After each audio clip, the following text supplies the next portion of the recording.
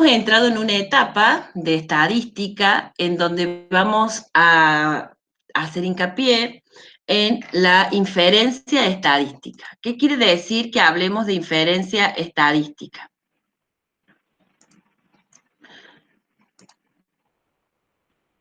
Que ahora nuestro objetivo no va a ser trabajar con la población, porque tal vez no podamos acceder a esa población, ¿sí? Esa población uno la puede pensar en un contexto, en un espacio y en un tiempo, y tal vez no sea muy grande y pueda trabajar con todos los elementos de la población. Pero eso no es lo habitual. Lo habitual es que nosotros trabajemos con una porción de esa población que sabemos que le vamos a llamar muestra, que tiene ciertas características, porque esta muestra yo la voy a seleccionar de una manera aleatoria, de una manera representativa, es decir, que todos los individuos de esa población tengan la posibilidad de formar parte de la muestra. Y luego vamos a seleccionar un grupo menor, que es el que nos va a permitir trabajar. A veces la población está muy dispersa geográficamente en todo el país, por ejemplo, o a veces la población es totalmente desconocida en el sentido de que uno podría decir que no tiene acceso a todos los individuos de esa población o no hay un listado que los tenga. Cuando la población es el total de docentes de la provincia de Córdoba, sí, en algún lugar, en el Ministerio de Educación o en la oficina de liquidación de sueldo, vamos a tener un listado de todos los docentes de la provincia de Córdoba. Pero si la población fuesen los usuarios de una determinada marca de detergente y no tenemos esa información de cuáles son los usuarios de esa determinada marca. Entonces, lo que uno puede hacer en estudios de distinto tipo es seleccionar una muestra. Habíamos dicho que las medidas que uno podía calcular considerando a toda la población se llamaban parámetros y las mismas medidas que se podían calcular con los datos de la muestra se denominan estimadores, en realidad estadísticos, pero ahora le agregamos una faceta más. Esos estadísticos muestrales nos van a permitir estimar algo. ¿Qué vamos a estimar? Y a los parámetros poblacionales. Es decir que con la teoría del muestreo, garantizamos que si la muestra es aleatoria y representativa de la población, las medidas que realicemos con los datos de esa muestra nos van a permitir estimar parámetros que habitualmente son desconocidos. Y eso no es menor, ¿no? Fíjense que las consultoras o sí, por lo general son consultoras, cuando van a trabajar con la intención de voto o con qué candidatos preferirían o votarían en las próximas elecciones, en estos periodos preelectorales, nunca van a preguntarle a toda la población por quién votarían, porque ese sería, digamos, ya el día del acto eleccionario. Lo que hacen es tomar una muestra, a veces una muestra en una ciudad, por ejemplo, como la ciudad de Córdoba, de 400 casos, suele ser suficiente, donde preguntan una serie de cuestiones, donde por quién vota, o quién le gusta de estos candidatos, o si los conocen, por quién votaron la vez anterior, etcétera, y con eso tratan de estimar quién podría ganar en las próximas elecciones. De hecho, estimar qué pasaría con los indecisos a partir de lo que han votado en una elección anterior o a partir de lo que piensan, ¿sí?, en determinados temas. Entonces, también suele haber una serie de preguntas en donde le preguntan al votante qué opina respecto a tal o cual cuestión que de alguna manera está indicando si tiene, digamos, más intención de que el Estado sea más participativo, menos participativo, etcétera. ¿Sí? Entonces, de esa manera la muestra es poderosa, es muy importante, porque nos va a permitir poder hacer inferencias sobre esa población de donde proviene la muestra. Con este concepto previo, en esta unidad 2, todo lo que vamos a hacer tiene este objetivo, es sospechar algo de la población, querer saber algo de la población y utilizar una muestra para poder conocerlo. Entonces, vamos a decir que la inferencia tiene dos grandes partes o dos principales acciones, digamos, para poder estudiar o ver qué sucede en una población. La primera de ellas es la que se conoce como la estimación de parámetros. No es nada más ni nada menos que decir qué pasaría en la población con los datos de la muestra. Y entonces digo, la media poblacional yo no la conozco, pero con la muestra seleccionada calcule una media o un promedio que me permite decir o generalizar a la población que alrededor de ese promedio estará, ¿sí?, el verdadero promedio poblacional que no conozco de tal característica. ¿Sí? O la proporción, cuando yo digo la proporción de votantes que, digamos, apoyan a determinado candidato, ¿sí?, es de un 50%, y entonces diré que la verdadera proporción de candidatos, de votantes hacia un determinado candidato, si bien lo desconozco, voy a poder decir que con los datos de la muestra, alrededor del 50% va a tener afinidad o lo va a votar a ese candidato en particular. Y así yo podría tener muchos parámetros, además de la media, de la proporción. Podría querer estimar la varianza, podría querer estimar una diferencia de medias, que es cuando quiero comparar las medias de dos poblaciones, por ejemplo. Podría también querer comparar las varianzas de dos poblaciones y otros más. ¿Sí? No vamos a ver todos los posibles, solo aquellos que son como los más importantes o habituales y que nos van a permitir avanzar en nuestros análisis. ¿Sí? Entonces, primera tarea de la inferencia o objetivo, si le queremos llamar de esa manera, es estimar parámetros desconocidos. Y son desconocidos por eso, porque no podemos acceder a la población, por distancia, por dispersión, por desconocimiento de sus elementos, o porque es demasiado grande y cuesta mucho, o por lo que fuere.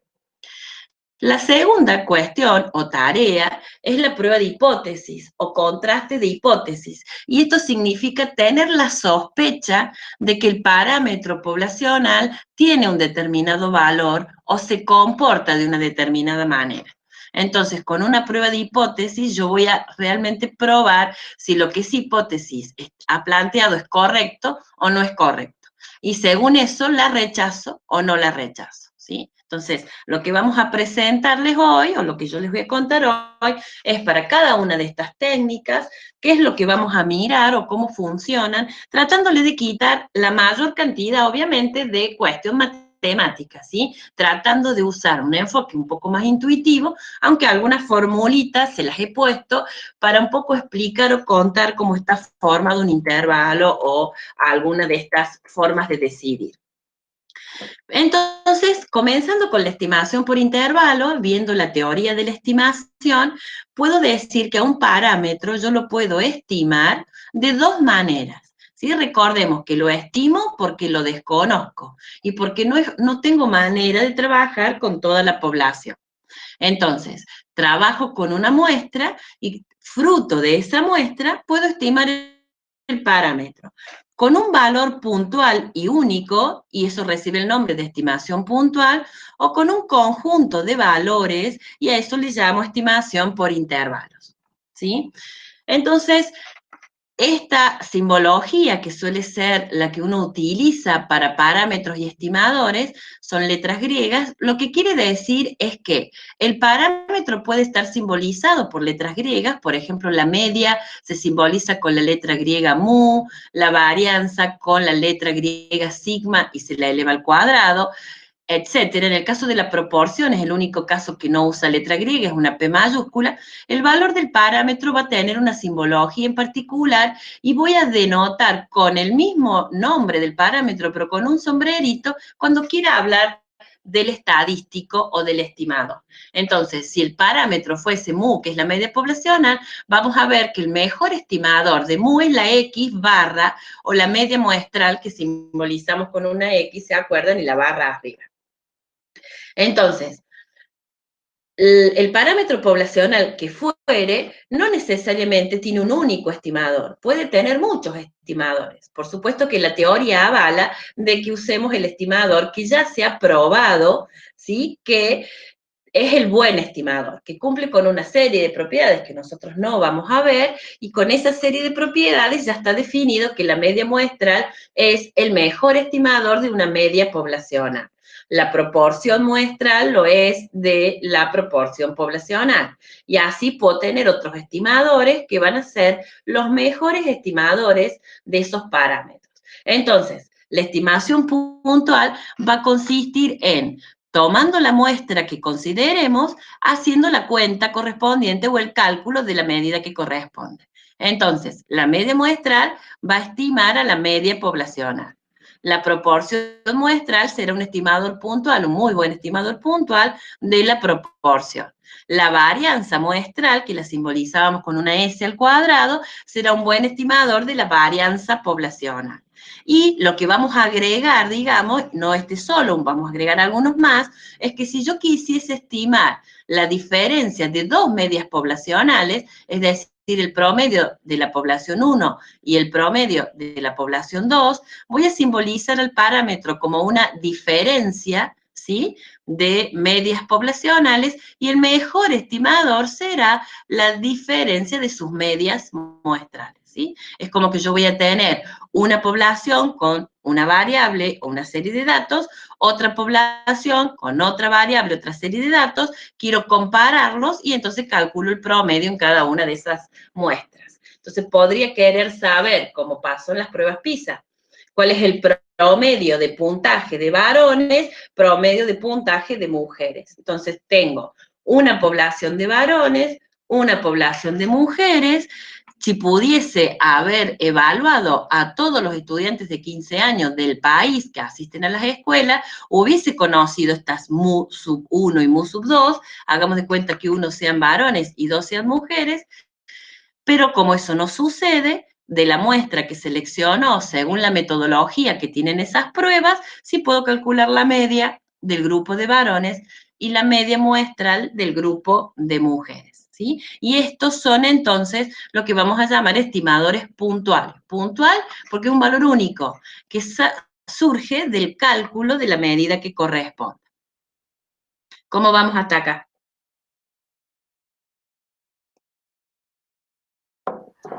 Bien, bien. ¿Sí? ¿Vamos bien? Perfecto. Muy bien. ¿Qué pasa con esta estimación puntual? Que uno diría, bueno, ya estimé el parámetro, ya tengo resuelta mi problema de estimación de este parámetro que no conozco. En realidad, tiene algunas desventajas la estimación puntual, porque imagínense que ustedes seleccionan una muestra, la muestra tiene una determinada cantidad de individuos, hacen la cuenta y calculan la media muestral y dicen que con esa media muestral pueden estimar al parámetro. Pero resulta que si no quieren sacar esa muestra y seleccionan otra muestra, digamos, o tienen otros individuos, la media muestral va a cambiar. Y si tuviese una tercera muestra, la media muestral seguro que va a cambiar. O sea, es mucha coincidencia obtener las mismas medias o promedios en cada una de las muestras. ¿Por qué? Porque está formada por distintos individuos, cada uno de esos individuos puede tener un valor diferente, entonces eso hace que haya cierta variabilidad en la media muestra. Entonces, uno podría decir, no hace falta que yo estime el valor del parámetro con un valor único que me provea una única muestra, sino que podría agregarle un poco más de conocimiento a esa estimación y decir, bueno, como la muestra es una muestra y no es la población, y yo puedo equivocarme de alguna manera estadísticamente hablando, ¿sí? No es que me equivoque porque cometo un error, no, sino que el valor que obtengo de la media muestral puede ser muy diferente al valor de la media poblacional si yo pudiese conocerla. O sea, hipotéticamente hablando, la media poblacional existe y tiene un valor. Yo no lo conozco, pero lo tiene. Y la media muestral que lo va a estimar puede coincidir exactamente, lo cual es poco probable, pero puede ser un poco más grande, puede ser un poco más chica. O sea, se puede diferir de esa media poblacional. Eso es lo que se conoce como error de estimación. Es decir, en cuánto se aleja la media muestral de la supuesta media poblacional que yo no conozco. ¿sí? Entonces, siempre en términos muestrales, como estoy estimando la media poblacional, yo puedo agregarle un poco de conocimiento a esta estimación y decir, bueno, en realidad no me interesa un valor puntual o particular, pero voy a estimarla con un conjunto de valores conociendo en cuánto me puedo equivocar. Entonces le agrego ahora a esta estimación lo que se conoce como el error de estimación, que repito, es un poco pensar en que la media muestral va a ser diferente a la media poblacional. Entonces, ¿en cuánto me voy a equivocar respecto a eso? Y la otra cosa que le voy a agregar para estimar, no puntualmente, sino con un conjunto de valores, es un término de confianza. O sea, bueno, esta estimación que yo hago, ¿cuán confiable es? Me permite conocer el error de estimación, pero también le voy a agregar otro dato más u otro condimento que es lo que se conoce como el nivel de confianza. Es decir, voy a hacer una estimación que ahora le vamos a llamar por intervalos, donde un conjunto de elementos, ¿sí? Desde un límite inferior hasta un límite superior, que es el concepto de intervalo, en ese intervalo, con un determinado nivel de confianza, yo voy a estimar el verdadero parámetro poblacional. Y entonces puedo decir que el rendimiento promedio de los alumnos que están realizando determinado curso, ¿sí? Va entre 8 y 8,5. Entonces, entre 8 y 8,5 está el verdadero valor del parámetro. Si bien tiene la desventaja de que no tengo un valor puntual o determinado, pero sí tengo un conjunto de valores que han captado estos dos elementos que son sumamente importantes. Uno es el error y otro es la estimación. A ver, me parece que hay alguien que quiere entrar. Bien.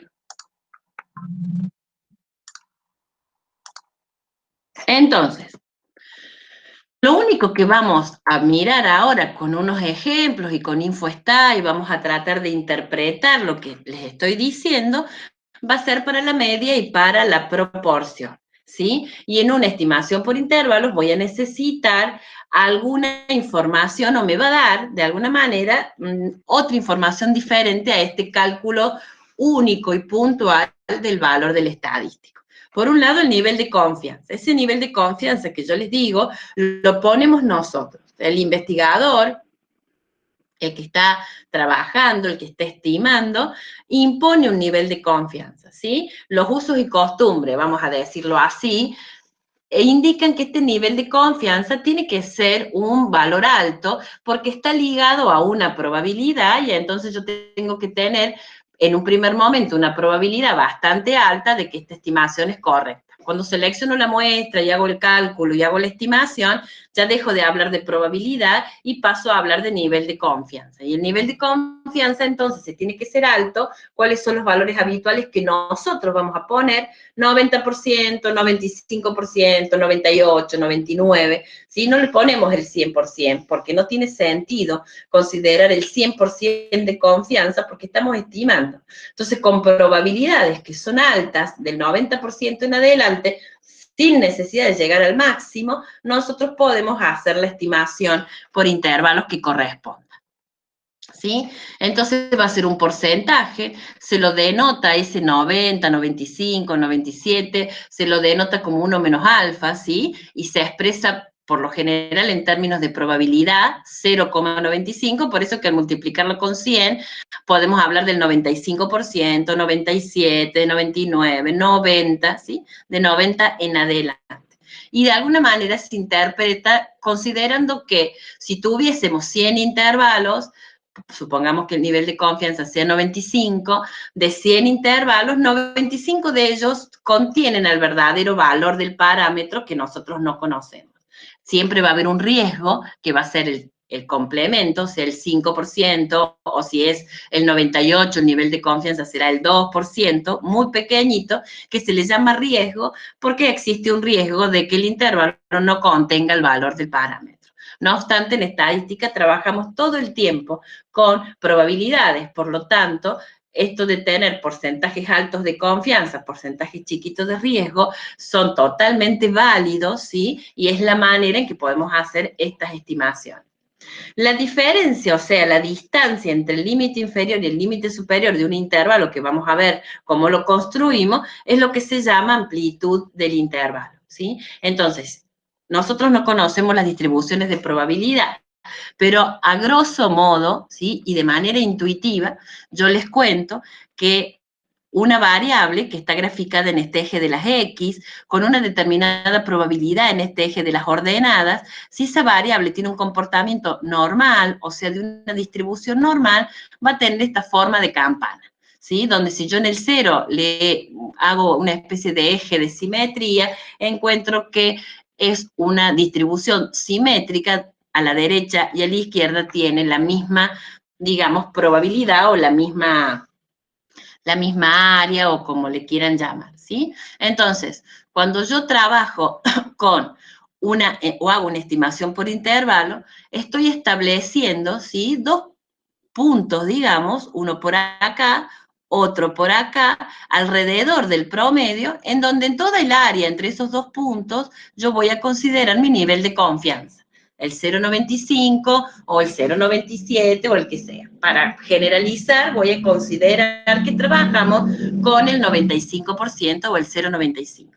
Por lo tanto, ese es el intervalo que nosotros vamos a establecer y si lo veo en términos de error de estimación, es lo mismo que decir que al valor del promedio, o sea, en este caso de la media de la muestra, porque acuérdense que yo no conozco el parámetro poblacional y selecciono una muestra para hacerlo, le sumo y le resto el error de estimación y eso constituye el intervalo, ¿sí? El error de estimación, aunque parezca difícil, que no hay que estudiarlo, es simplemente como para tener en cuenta ¿qué es toda esta estructura que yo tengo acá?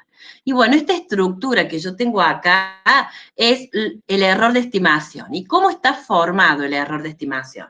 Que conceptualmente es esto que les digo. Calculo la media de la muestra, pero no sé en cuánto se aleja del parámetro poblacional. ¿Es más chico? ¿Es más grande? ¿Es exactamente igual? Y no lo sé. Entonces, esa diferencia que la media muestral tiene respecto de la media poblacional, lo tengo que estimar. ¿Y cómo lo voy a estimar? Y lo voy a estimar considerando lo que está en esta partecita que dice T, es el nivel de confianza que podría provenir, de una distribución de probabilidad.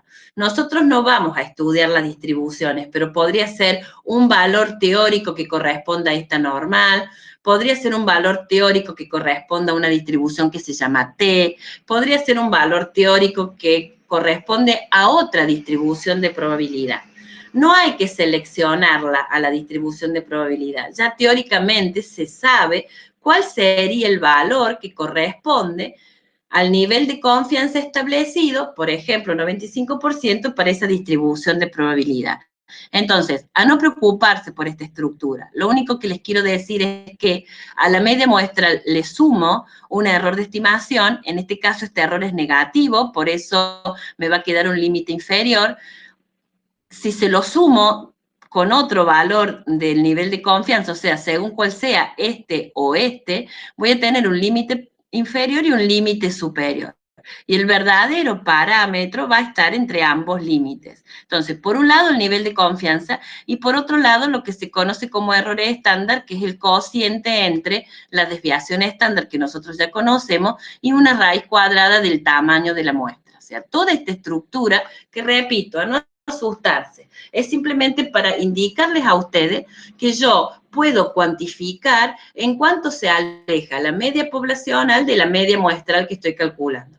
Y en cuánto se aleja tiene varios elementos. La dispersión, el tamaño de muestra, el nivel de confianza que va a estar representado, ¿sí? Estas simbologías que usa es porque esta distribución T tiene algunas características que uno se los indica en estos subíndices, pero bueno, no preocuparse porque no es, digamos, en donde nosotros nos vamos a dedicar, ¿sí? Simplemente les voy a mostrar lo que pasa para la media, que es esto que está acá, ¿sí? Este es un intervalo de confianza para mu, y ahora un intervalo de confianza para P, y luego lo vamos a interpretar en unos ejemplos. ¿sí? Recuerden que para poder calcular una proporción, yo necesito una variable de tipo cualitativa, o sea, que tenga o que no tenga una característica. Entonces, cuando hable de la proporción, voy a decir la proporción de individuos con la característica, lo que se conoce como también proporción de éxito, ¿sí? Tener una característica se le suele llamar éxito y no tenerla fracaso, cualquiera sea. O sea, éxito no tiene connotación positiva y fracaso no tiene connotación negativa, sino que el éxito es tener algo y el fracaso es no tener. Si es un lote de piezas y estoy trabajando con piezas defectuosas, el éxito será tener defectos, ¿sí? Y no necesariamente va a ser una connotación positiva. Entonces, cuando la población tiene individuos y la variable que se mide es tiene y no tiene, ese modelo de probabilidad se llama binomial, ¿sí? Que tampoco vamos a estudiar los modelos con todas sus características. Simplemente considerar que el haber cambiado de variable de numérica, como es aquella que admite promedio que vimos recién, a no numérica y que es tener o no tener una característica, hace que yo necesite de otras distribuciones de probabilidad para establecer el nivel de confianza. Y fíjense que la estructura es la misma, es el estimador puntual, ¿sí? Acá lo teníamos así, estimador puntual más un valor que puede ser negativo o positivo, que indica nivel de confianza, y esa medida de dispersión. Acá es lo mismo, el estimador puntual más, ¿sí? Este Z es negativo y este es positivo, por lo tanto acá se va a restar y acá se va a sumar el error, y una medida de la desviación. ¿Cómo se mide la desviación en la proporción? Considerando P por 1 menos P, ¿sí? Ese sigma cuadrado en la variable numérica, acá es P por 1 menos P. ¿Sí? Pero digamos que más allá de querer explicarles entonces que puedo cuantificar esa diferencia con lo que se conoce como error de estimación, vamos a ver en un ejemplo que hasta dónde vamos a llegar intuitivamente hablando para hacer esta estimación. ¿Sí? Entonces yo les voy a ir planteando unos cuantos ejemplos de cada una de las cosas que veamos y cómo vamos a hacerlo en el InfoStat, que es un poco el objetivo. O sea, no necesitamos aplicar esas fórmulas que vimos y hacer las cuentas, ¿sí? Directamente el InfoStat me va a dar esos intervalos y nosotros tenemos que tratar de interpretar.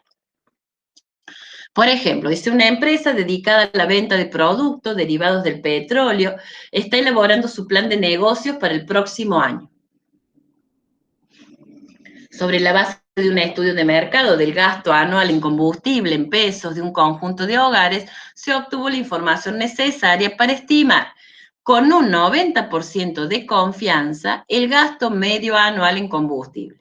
Es decir, gasto medio anual es mi media poblacional desconocida. Con los datos de la muestra y con un 90% de confianza vamos a hacer la estimación. Esta tabla me la da InfoStat, nosotros ya la sabemos hacer. Cuando entramos a estadística y pedimos medidas resumen, me va a dar las medidas que yo selecciono. ¿Sí? Acá leo más o menos rapidito como para repasar qué medidas me da. En primer lugar, son 64 empresas. Hogares, perdón, un conjunto de hogares, son 64 hogares. En promedio gastan 857,87 pesos. Tienen una desviación estándar de 196, o sea que en promedio, ¿sí? Los valores de gastos se alejan de 857 en 196 pesos. Luego me calcula la varianza, que como es pesos al cuadrado, no tiene demasiada interpretación. El hogar que menos gasta es 385, el hogar que más gasta 1230. La mediana, que es ese valor de la variable que supera a la mitad y no es superado por más de la mitad, o sea, justo el valor del medio es un poquitito, muy parecido a la media, unos poquitos pesos más, y bueno, y asimetría y curto, o sea, acá están presentados, aunque nosotros no hemos trabajado, lo que van a indicar son medidas de forma que no las vamos a necesitar. Patricia, ¿te puedo hacer una pregunta respecto Sí, ahí de una, si podés volver acá? Cuando dice la diferencia, ay, no me acuerdo el nombre, es la diferencia, desviación estándar. eso, Es la desviación. raíz cuadrada de la varianza. Sí, yo lo tomo como una diferencia respecto de la media, por eso decía diferencia. Sí, Ese 196,08, ¿puede ser hacia arriba o hacia abajo? claro. Es Es el decir, más, promedio puede de ganar la... más, puede gastar más, o sea, más de Sí, 857 en ese 100, o puede gastar 196 menos, ¿no es cierto? ¿Es para arriba o para abajo? exacto. Ah, Es bien, el promedio de que los gastos de los hogares difieran de los 857. Entonces, bien. como en promedio pueden diferir en 196 pesos, puede ser en más o en menos. O en Y es menos, un perfecto. promedio también, o sea que puedo tener también hogares que gasten por encima del 196, ¿está? Porque Claro, el promedio es un valor como claro, central que tiene valores mayores o menores. claro, gracias. Bien, Sí. bien. Yo le puedo pedir a InfoStat que me construya un intervalo de confianza, elijo que la variable que se llama gasto sea la variable de la cual quiero hacer la estimación, elijo que el parámetro sea la media, porque quiero hacer una estimación por intervalos para la media, me hace algunas cuentas, 857,87 era la media, ya lo habíamos encontrado acá. Luego calcula esta EE, que es lo que se llama el error estándar, que en la formulita de la estimación que yo les mostré acá es este cociente. Es decir, a la desviación estándar divido la raíz cuadrada del tamaño de muestra, que acá es 64, y me va a dar este valor. O sea, simplemente para que sepan qué es lo que da. Nosotros a estos valores sí los presenta, igual el N de 64, pero lo que más nos interesa es esto. Límite inferior, límite superior, le decimos a Infostat que queremos el 90%, porque así era la consigna, y entonces lo que calcula acá es el resultado de la formulita que les presenté recién. ¿Y cómo lo voy a interpretar? Y bueno, voy a interpretar diciendo que con un 90% de confianza, el intervalo que va entre 816,95 y 898,79 contiene el verdadero valor del parámetro poblacional, que es el gasto de los hogares, ¿sí? Entonces, para la pregunta que me hacían al comienzo, la amplitud del intervalo, que es la diferencia entre este y este, ¿sí? 898 menos 816, me da una amplitud del intervalo. Con esa amplitud del intervalo es 2 veces el error de estimación, porque como a la estimación puntual de 857 yo le sumo un error que me da esto y se lo resto y me da esto, entonces ahí está el por qué la amplitud del intervalo se considera como el doble del error de estimación. Pero en números no es grande, o sea, no quiere decir que es un intervalo muy amplio, sino que el error de estimación, por la forma en que está definido y lo que tiene en cuenta, me da un conjunto de números, digamos, que estarían estimando, según este concepto estadístico, con un 90% de confianza al verdadero valor del parámetro poblacional. ¿Se entiende? Sí, sí, gracias. Bien. La estadística que nosotros vemos, que es una estadística paramétrica o un enfoque frecuentista, porque hay muchos enfoques en la estadística, así como hay en otras disciplinas, ¿sí? Tenemos enfoques bayesianos, enfoques no paramétricos, enfoques robustos, una serie de enfoques que es cuando el enfoque paramétrico o frecuentista no funciona por algo o no cumple con alguna de las condiciones. En este caso, la variable gasto tiene que tener una distribución normal. Nosotros no nos vamos a meter en este seminario con un estudio de supuestos o de condiciones que se deben cumplir, digamos, para que no sea demasiado complicado y porque vamos a seguir un poco la concepción de que cuando las muestras son grandes o tengo bastantes individuos, y grande podría ser un número mayor a 30, por lo general uno puede utilizar las herramientas de una distribución normal o de un modelo normal, que son la base de este enfoque, ¿sí? Con esto, ¿qué les quiero decir? Que uno debería haber probado o haberse fijado que la variable gasto tenga una distribución normal. Y eso lo puede hacer construyendo un histograma, como ya vimos, y viendo que la escalerita o el gráfico escalonado sea normal, similar a la campana que vimos recién, o sea, que tenga poco en los costados y que tenga más en el medio, o bien existe un gráfico, que por ahí es muy común, por eso simplemente se los muestro, que se llama QQ-plot y que compara lo teórico, o sea, los cuantiles de una normal teórica con los cuantiles o los valores observados realmente del gasto, que son los puntitos azules, y dice, si estos puntitos están alrededor de esta línea de 45 grados, lo más cerquita posible es porque la variable es normal, y entonces todo el enfoque que nosotros estamos tomando, digamos, es verdadero, es coherente y es cierto. Si los puntitos estos se alejaran y tuviéramos un montón por acá o un montón por acá, podríamos decir que no hay normalidad y entonces uno no podría estimar de esta manera, ¿sí? Pero repito, debido a que hay un teorema que así lo avala, que cuando yo tengo mucha información, o sea, un tamaño de muestra lo suficientemente grande, con algunas otras cositas más, pero para nosotros con eso es suficiente, no va a hacer falta probar tanto esta normalidad y entonces vamos a usar estas herramientas sin ningún problema. No obstante, se los cuento, los presento, porque si leen otro material o miran alguna vez toman otro curso o ya lo han tomado, van a decir, uy, pero no hemos probado alguna cuestión de estas y por eso, digamos, se los cuento. También podría hacer una estimación por intervalos para la proporción. Dijimos que solamente íbamos a ver esos dos casos, media y proporción, y también lo puedo hacer con InfoStat. En este caso, el ejemplo dice que hay un grupo de docentes de la Facultad de Ciencias Químicas que desea conocer el porcentaje de estudiantes que se dedicarán a la docencia luego de egresar. Una muestra aleatoria de 100, fíjense, una muestra bastante grande, proporcionó la información requerida. Si bien acá la variable que vamos a considerar va a ser cualitativa, también cuando la muestra es grande, yo puedo a esa variable que tiene su distribución propia, aproximarla a una normal y trabajar de la misma manera que hemos visto en las diapositivas anteriores cuando presentamos esa formulita. La consigna es estimar, pero ahora con un 99% de confianza en una primera etapa y luego con un 95% en otra. Esto es a los fines, digamos, didácticos de comparar qué pasa si voy cambiando el nivel de confianza. Cuando uno en la práctica lo hace en su propio problema, estima una única vez, ¿sí? O sea, no le hace falta estimar con distintos niveles de confianza. Y lo que vamos a estimar es la verdadera proporción de estudiantes que elegirían la docencia, ¿sí? Entonces, voy al InfoStat, que ya les voy a mostrar cómo, intervalos de confianza, elijo la variable que en este caso se llama docencia, como es una proporción, el 1 es que van a elegir la docencia, 0 no la van a elegir, por eso es que acá en proporción dice mayor que 0, ese es el éxito.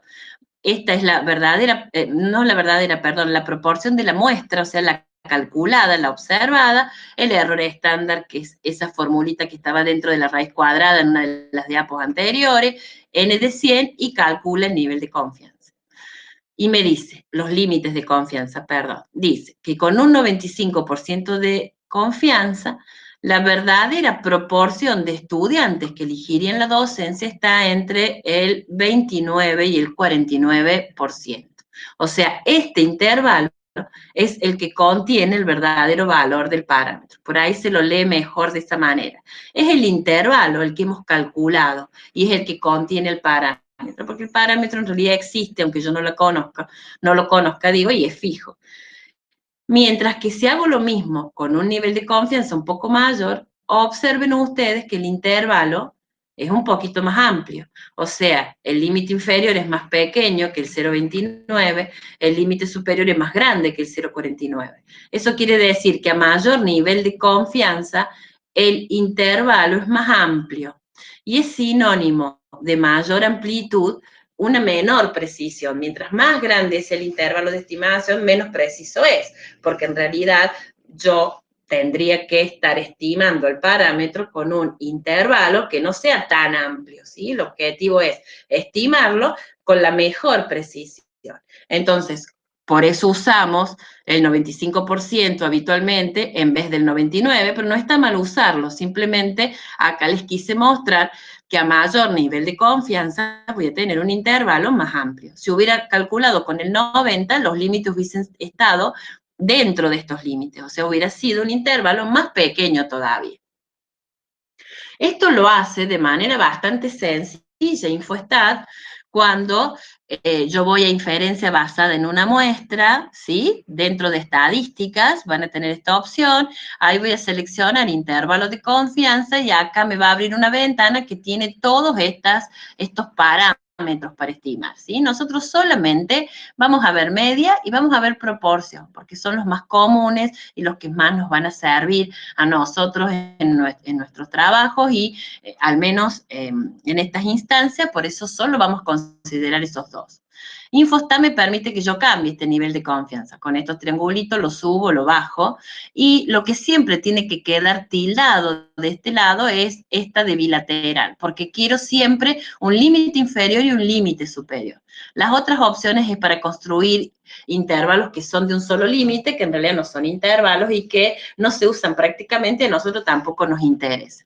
Y también voy a dejar estimación paramétrica, ¿sí? La otra opción es, lleva de la mano estudios de simulación, me va a pedir otra info, en realidad no me interesa esa cuestión, ¿sí? Luego aceptando, yo voy a poder encontrar estas salidas similares a estas, ¿sí? Me va a dar estas salidas así. En una línea, el título de las cosas que presenta y en la línea de abajo los valores que encuentra, ¿sí? De esa manera voy a encontrar la estimación.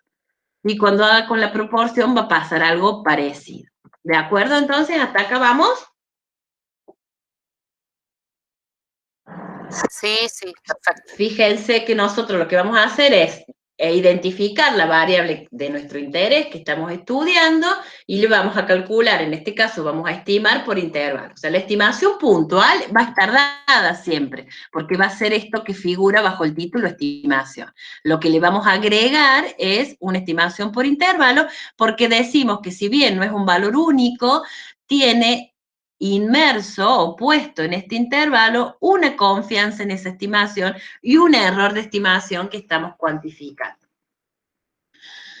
De estas expresiones que estaban en fórmulas y por eso las presenté al principio, yo puedo calcular el tamaño de muestra. Y esto no es un tema menor, porque casi siempre está la pregunta, y de hecho ustedes intuitivamente, cuando armábamos la encuesta y cuando recogían los datos, me preguntaban, ¿cuántos datos necesito? ¿Con 10 está bien? ¿Con 25 está bien?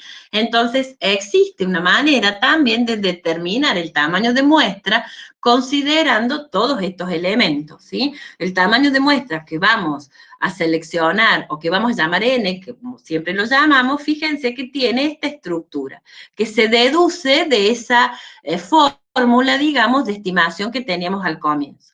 El Z, ¿sí? Vamos a ver solo un único caso a modo de ejemplo. El tamaño de muestra, cuando estimamos una media poblacional, tiene esta fórmula, y el tamaño de muestra, cuando estimamos una proporción, tiene esta fórmula. Vamos a ir mirando las dos en paralelo porque las dos son similares. ¿Qué tengo acá? Un z al cuadrado. Z se le llama al valor que proviene de una distribución normal. O sea que el z está representando un nivel de confianza. Yo tengo que establecer un tamaño de muestra previo a ello con qué confianza quiero hacer las estimaciones.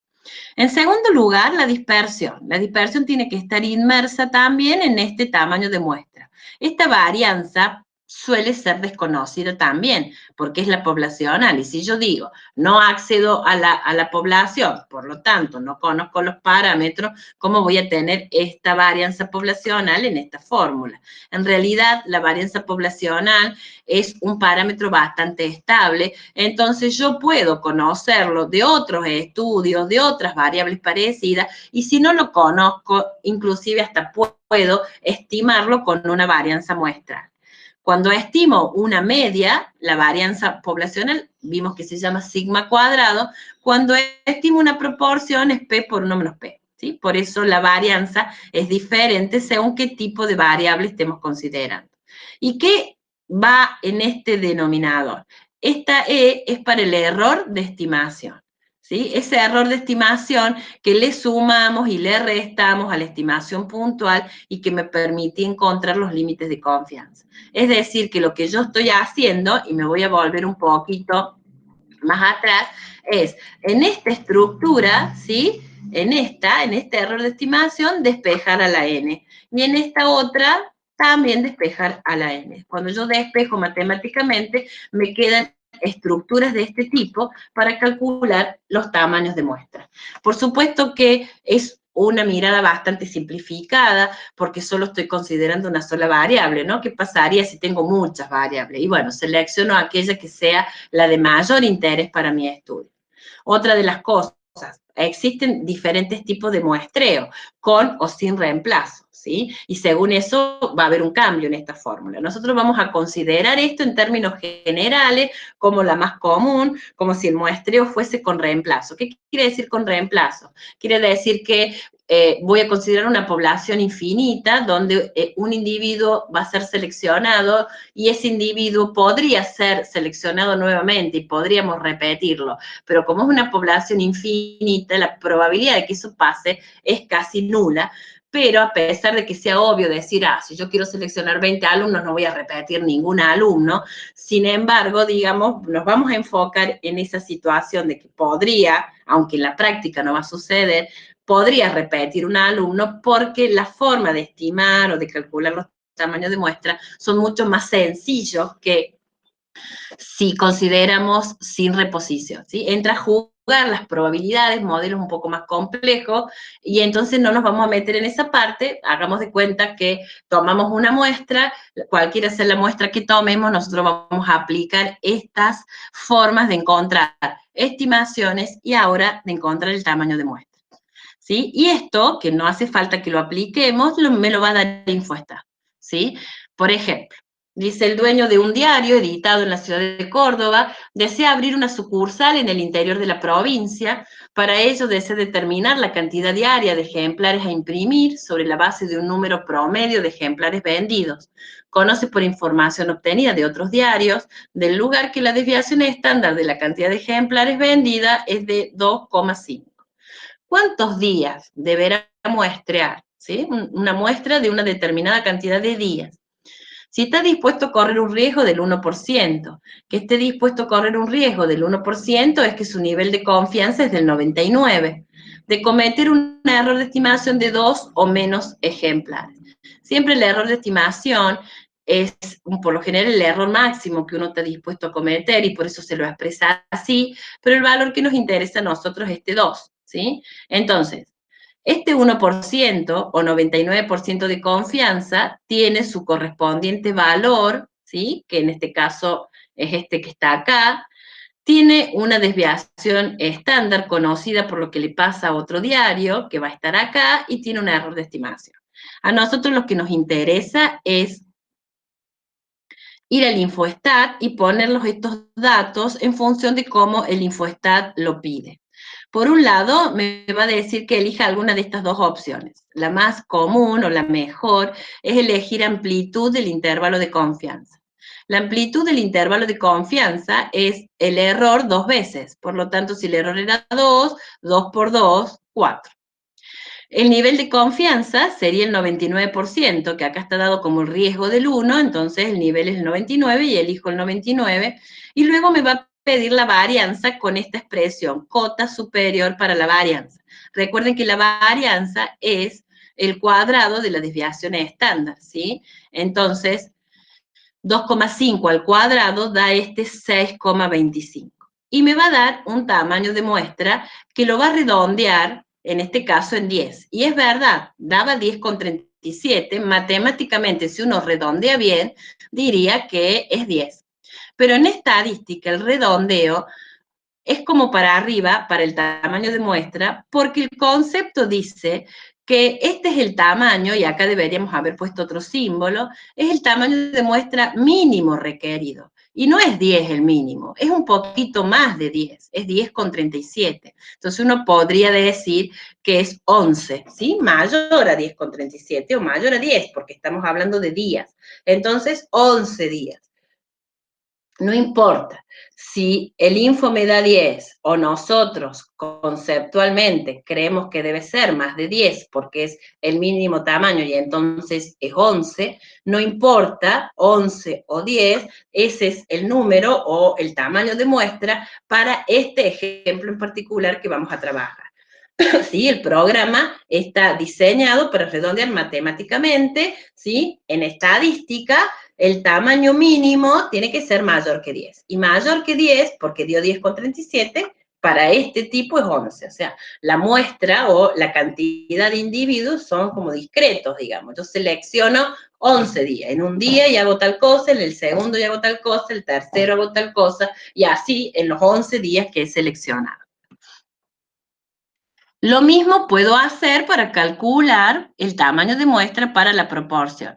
En el caso del tamaño de muestra para la proporción, es como bastante rebuscado InfoStat, ¿sí? Por ahí conviene hacer, digamos, el cálculo en el caso de conocer estos elementos, ¿sí? Veamos el ejemplo. Se quiere estimar la incidencia de la hipertensión arterial en el embarazo. ¿Cuántas embarazadas habrá que observar para estimar con una confianza del 95% dicha incidencia con un error del 0,02? Este es el error de estimación, parece pequeño, pero no se olviden que está en términos de proporción y entonces la proporción va de 0 a 1.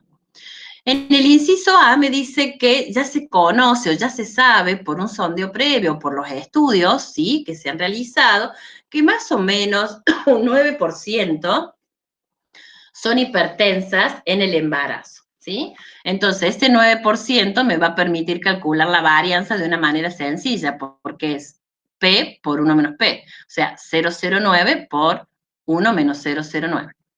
El 002 es el error que también me lo va a dar como dato y tal vez lo más difícil de buscar por ahora hasta que uno se acostumbre es el valor que corresponde al nivel de confianza del 95. Pero para un nivel de confianza del 95 va a ser siempre este número y para un nivel de confianza del 99, como era recién, va a ser siempre este número. O sea que uno puede esto tenerlo en un costado, es lo que hace años decíamos, buscamos en las tablas estadísticas esos valores para poder encontrar los valores que corresponden a esa determinada probabilidad, ¿sí? Y entonces calculan y necesitan 786, ¿sí?, embarazadas para poder observar y para poder, digamos, seguir con este análisis. Si hago el cálculo, InfoStat me va a permitir calcular el tamaño muestral para estimar una proporción, pero me pide un elemento que es como el más complicado, porque el nivel de confianza está dado, es el 95, no hay problema. La proporción, me aparece esta reglita con este cursor que yo lo muevo, voy y vengo, lo ubico en el 009, ¿sí? O sea que es el valor que tengo acá como dato. Pero me pide acá la amplitud del intervalo de confianza en porcentaje. Entonces, lo que me está diciendo de alguna manera es, bueno, el 0,02, que es el error, ¿cuánto es, sí, respecto a la verdadera proporción que estamos estimando en un 9%? O sea, 0,02 dividido 0,09 me dice la proporción del error respecto a la proporción. Esto 2 veces es la amplitud del intervalo, multiplicado por 100 es el 44 que hay que poner acá. Fíjense que no tengo opción de poner 44,44. Entonces, si le pongo 44, el tamaño de muestra es 803. Si le pongo 45, el tamaño de muestra es 767. Si hago cálculo exacto, es 786, que es real, que está entre 767 y 803. De nuevo, con que se justifique con la fórmula o con el software, que en este caso tiene una limitación de decimales, es correcto y yo puedo seleccionar la cantidad, porque este es el tamaño mínimo. Quiere decir que si selecciono algunos individuos más, no demasiados, pero algunos más, va a estar bien también, ¿sí? Entonces, de esa manera, yo puedo calcular el tamaño de muestra para la proporción, ¿sí? Un poquito rebuscado por este amplitud que hay que calcular previamente para introducir en InfoStat. Si no tengo la información del 9%, puede suceder que yo no conozca cuál es la proporción de individuos con la característica que estoy estudiando. En ese caso, considero lo máximo posible que puede tener, o sea, 0,50. Sí, probabilidad de éxito máximo que puede tener es 0,50 y máximo de fracaso que puede tener a la vez también 0,50. ¿Sí? Entonces, en ese sentido, la cuenta en vez de respecto a 0,09 será respecto a 0,50 por 2 en porcentaje, que es lo que va acá, 95%, el cursorcito este va a 0,50 y me da, fíjense, exactamente el mismo tamaño de muestra que si lo calculo, porque acá no tenía decimales que despreciar a la hora de calcular. ¿Sí? O sea, de esta manera yo puedo calcular el tamaño de muestra que puede servirme inclusive para hacer mi propio trabajo final en esta maestría o mi tesis si necesito recoger datos para investigar alguna cuestión. Entonces, yo puedo justificar de esta manera respecto a una variable de interés, que puede ser la numérica, y entonces aplico el tamaño de muestra para estimar la media poblacional, o puede ser una variable no numérica, como en esta, que tiene o no tiene una característica, y aplico esta fórmula para calcular el tamaño de muestra en el caso de querer estimar una proporción. Perdón, entonces la proporción es para estimar algo que es cualitativo y no cuantitativo. Claro, es para cuando el individuo te ha contestado sí o no, Sí, digamos. no, claro, sí, satisfecho, insatisfecho, todo Claro, eso. que en ese Bien. caso de que te conteste satisfecho, medianamente insatisfecho, insatisfecho, uno lo categoriza, digamos, en dos en Con, definitiva. O sea, con un considera el número, éxito como muy satisfecho, todas las demás categorías no es muy satisfecho. claro. ¿Mm? Eso está en InfoStat, dentro de estadísticas, en cálculo del tamaño muestral, y tienen para estimar una media, y les va a abrir este cuadrito que vimos recién, y acá en el tercer renglón tienen para estimar una proporción, y les va a dar esta reglita que les contaba para calcular, que van a ser los dos casos que nosotros vamos a considerar para calcular el tamaño de la muestra. ¿Cómo vamos hasta acá? Y lo anterior es muy clarito. ¿El cálculo o el concepto? El cálculo, el concepto no, el cálculo. Por eso, el cálculo en realidad lo podemos hacer todo con el software, que es el que toma esa fórmula. Lo importante es la interpretación, ¿no? Entonces, saber acá que voy a necesitar, por ejemplo, 2.401 personas o individuos, en este caso embarazadas, para hacer este estudio, dado que yo no tengo información previa sobre la verdadera proporción de éxito o de la característica, digamos, que considere. ¿Sí? Lo que pregunta es el tema de la reglita y eso que nosotros tenemos que calcular para poner. Sí, sí, que es, digamos, siempre va a ser el error de estimación, ¿sí? Sobre P, o sea, esto es E sobre P, por 2. Esa es la estructura que tiene, que pide InfoStat. Podría haber pedido el E solo, la P ya la pide, sin embargo está construido así. ¿Sí? Es como cuando uno se rasca la oreja con la mano al revés, bueno, pero en realidad usa la misma información que tiene la fórmula, nada más que tiene esta complejidad en darse cuenta qué es lo que va acá. Pero conociendo estos valores, que yo les puedo hacer una tablita con los 2 o 3 valores que necesitaran, sí, pueden hacer el cálculo. ¿Sí? Sería bueno. Bueno, yo les voy a agregar para el tamaño de muestra estos valores que incluyen el nivel de confianza, ¿sí? Para el caso de que sea más fácil hacer la cuenta. No hay problema. Bien. Bien. Vamos a ver la segunda herramienta, digamos, que nos hace falta.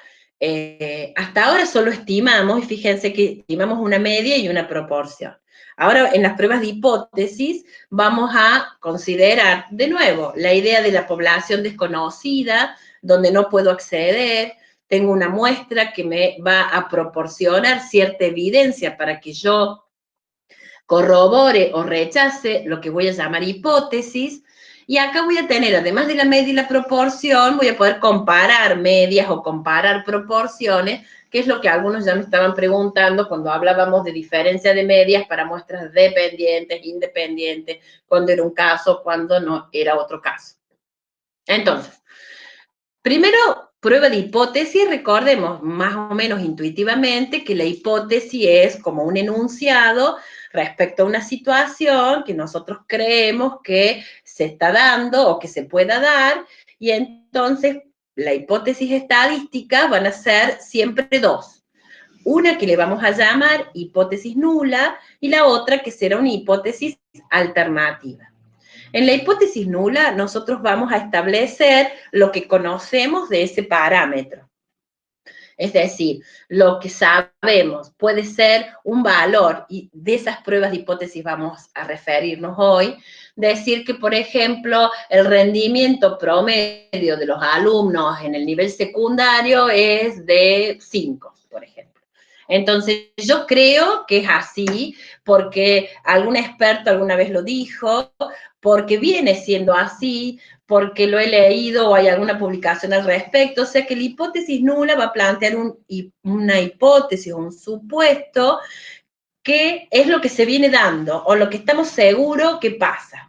Podría ser la hipótesis nula que el rendimiento entre varones y mujeres es el mismo, que no hay una diferencia, que el sexo no influye en decir que los varones tienen mejor o peor rendimiento. Entonces, esto, la hipótesis nula, de alguna manera es un supuesto que nosotros hacemos porque conocemos de antemano, que no es conocer, sino sospechamos que eso es lo que pasa, que eso es lo que viene sucediendo. Mientras que la hipótesis alternativa es lo que vamos a plantear y que se va a contraponer a esta hipótesis nula, porque algo ha pasado para decir que, por ejemplo, el rendimiento promedio no es de 5, es distinto de 5, o es más que 5, o es menos que 5. O que la diferencia, digamos, que el rendimiento promedio de varones y de mujeres no es igual. Los varones tienen mejor rendimiento que las mujeres, o las mujeres tienen mejor rendimiento que los varones.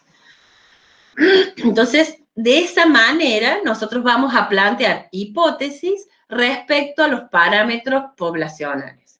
Y nuestro objetivo va a ser, siempre en términos de hipótesis nula, es rechazar la hipótesis nula o no rechazar la hipótesis nula.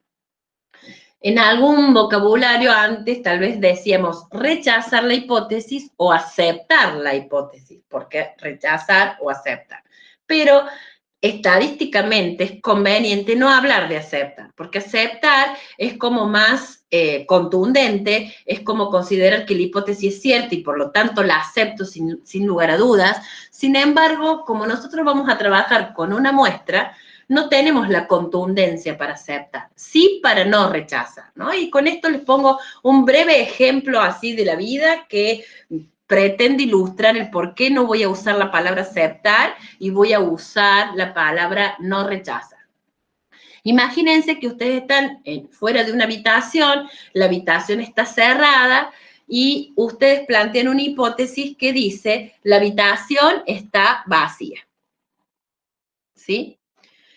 Se asoman por el ojito de la cerradura y ven que hay una persona, ¿sí? Entonces, de manera contundente, rechazan la hipótesis nula que decía que la habitación estaba vacía. Y es obvio, porque se asomaron y vieron que hay una persona.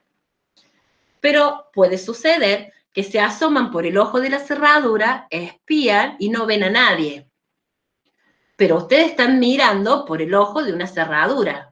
No ven a nadie, pero no saben si al costado, por el ángulo de su visión, puede que haya una persona que ustedes no pueden ver, porque no es que entraron a la habitación, están espiando por el ojo de la cerradura.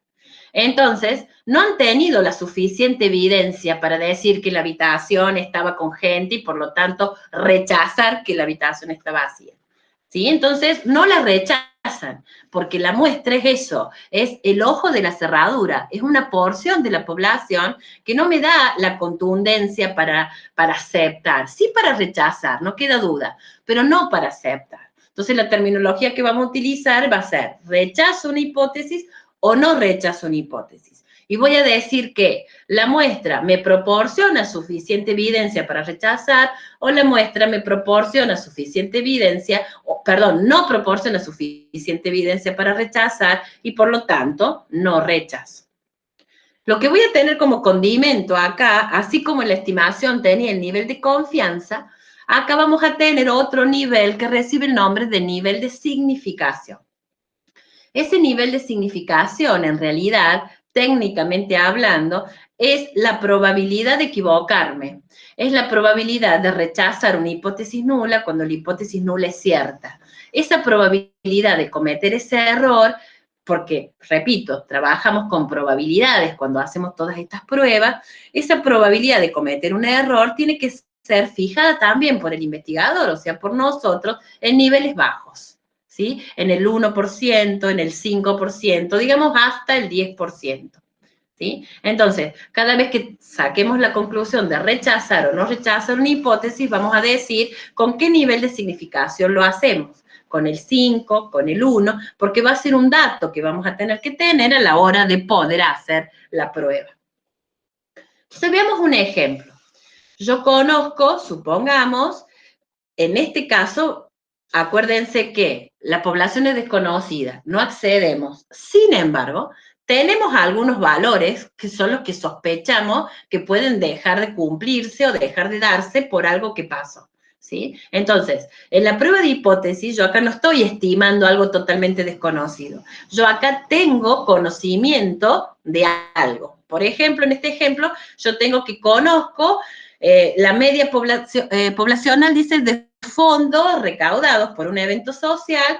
Vamos a suponer que en promedio, para un determinado evento, se vienen recaudando 2.500. Y esto un poco uno lo puede saber, porque el evento puede ser reiterativo, por los eventos de este tipo que se hacen, que aproximadamente, cualquiera sea la unidad de medida, ¿no? 2.500, lo que sea, pesos, dólares, en miles, en millones, etc. Mu es 2.500, ¿sí?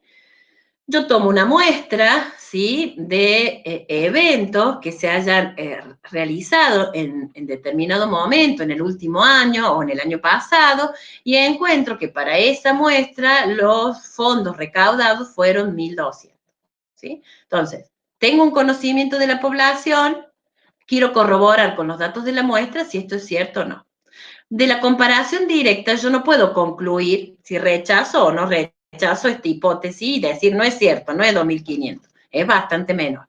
Sí voy a tener un indicio, porque acá 1.200 es menos de la mitad, pero un indicio voy a tener, pero yo debo hacer, digamos, algo que me permita corroborar con cierto nivel de significación, así se le llama a esta probabilidad de cometer el error, de que es verdad que está en 2.500 o no está en 2.500. ¿Sí? Entonces, la muestra es como mirar por el ojo de la cerradura, me da información, podría haberme dado menos, más o casi igual, y yo tengo que corroborar entonces si esa hipótesis nula, que lo voy a plantear como 2.500, es cierta o no es cierta. ¿Sí? ¿La rechazo o no la rechazo? Y así las voy a escribir. Voy a poner H sub 0 y H sub 1 a cada una de las hipótesis. Voy a decir que la media es 2.500 porque es lo que conozco, lo que se cree, pero puedo tener la sospecha de que esto no sea cierto y entonces voy a plantear una hipótesis alternativa que diga, podría haber dicho que es más de 2.500 y acá le pongo un mayor, o que es menos de 2.500 y le pongo un símbolo de menor, o directamente no tengo idea si es más o menos, simplemente que no es 2.500 y le pongo el signo del distinto.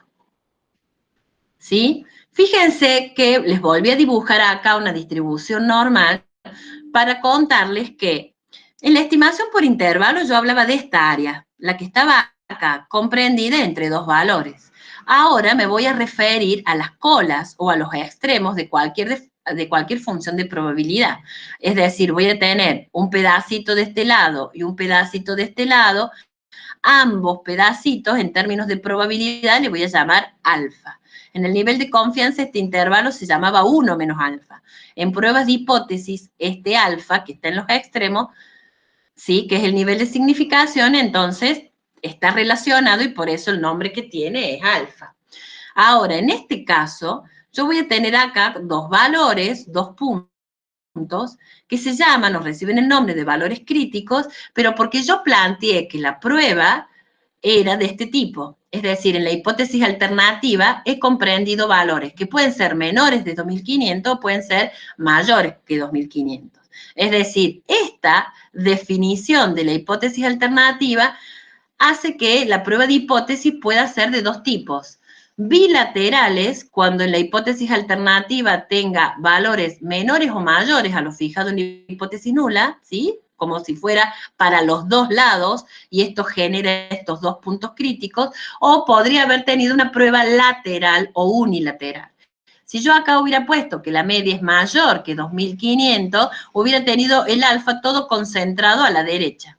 Y si la hipótesis alternativa hubiera tenido la expresión que mu sea menor a 2500, el alfa estaría todo concentrado hacia la izquierda. O sea que en las pruebas laterales o unilaterales, yo voy a tener un solo valor crítico, o este, según, ¿sí?, qué tipo de prueba yo voy a tener.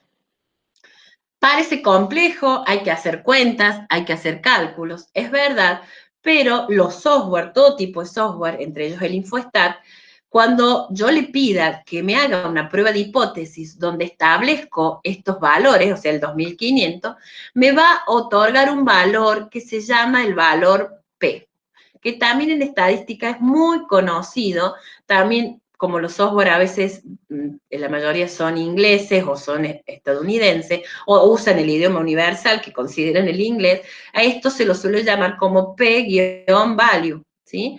Value. Entonces, ese P-value es el valor P que se compara directamente con el alfa. Por lo tanto, es muy fácil, comparando estos dos valores, determinar si rechazo o no rechazo la hipótesis nula.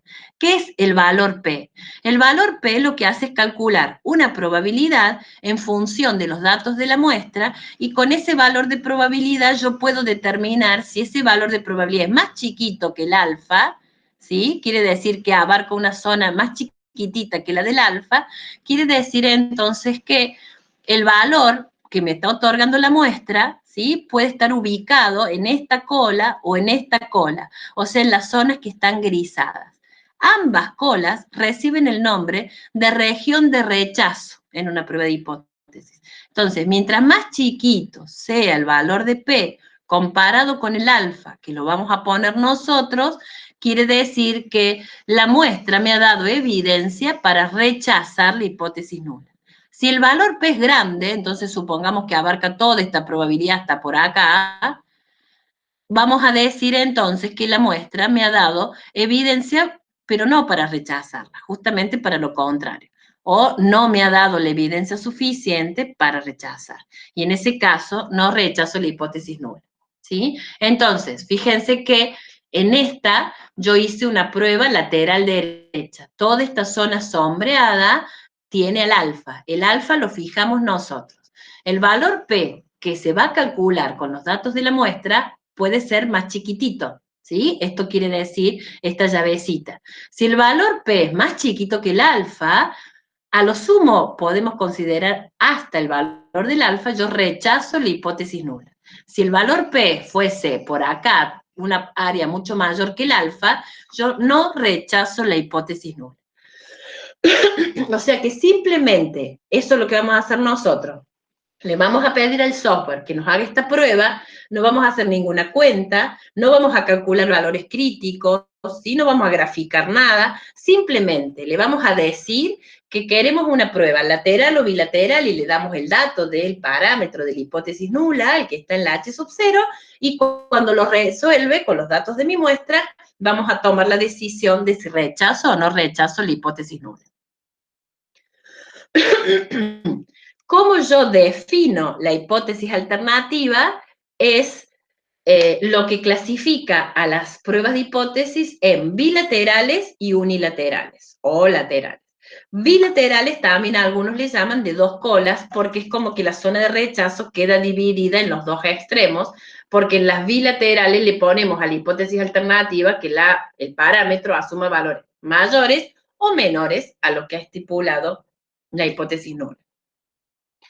Si es lateral o unilateral, es cuando expresamos, en vez de con distinto, con mayor o con menor, digamos la hipótesis, y también recibe el nombre de pruebas de una cola, ¿sí? Entonces, de cualquiera de las dos maneras, bilateral o de dos colas por un lado y unilateral o lateral o de una sola cola por el otro, es una forma de clasificar a las pruebas de hipótesis en función de cómo establecemos la hipótesis alternativa. Bien, ese alfa que les digo que vamos a fijar nosotros es rechazar la hipótesis nula cuando la hipótesis nula es verdadera o es cierta y es la probabilidad de cometer un error que recibe el nombre de error tipo 1 y eso lo vamos a fijar nosotros, ¿sí? No nos vamos a enredar demasiado con que pueden existir dos tipos de errores porque el error tipo 2, que sería no rechazar la hipótesis nula cuando es falsa, ven que es otro error, no rechazó algo que realmente es falso, que tiene otra denominación, en realidad nosotros no vamos a trabajar. No obstante eso, en pruebas de hipótesis son dos errores que se pueden cometer, uno lo podemos manejar directamente nosotros, el otro no lo podemos manejar. Por eso es que hablamos de establecer o de fijar ese nivel alfa. Para que se entienda mejor y no se hagan tanto lío en cuanto a que tiene una dosis por ahí de cálculo y demás, vamos a ver que el software lo hace de una manera muy fácil. Ustedes van a estadísticas, cuando dice inferencia basada en una muestra, está la prueba de hipótesis. Para una sola media se va a llamar prueba T para una media, ¿sí? Después vamos a ver qué puedo hacer comparando dos medias, por ahora solo esta. Me va a abrir esta ventana y le voy a decir qué cosas quiero que me muestre. Estas cosas uno se las pone por lo general siempre, porque me va a dar el tamaño de la muestra, cuál es la media, cuál es la desviación estándar.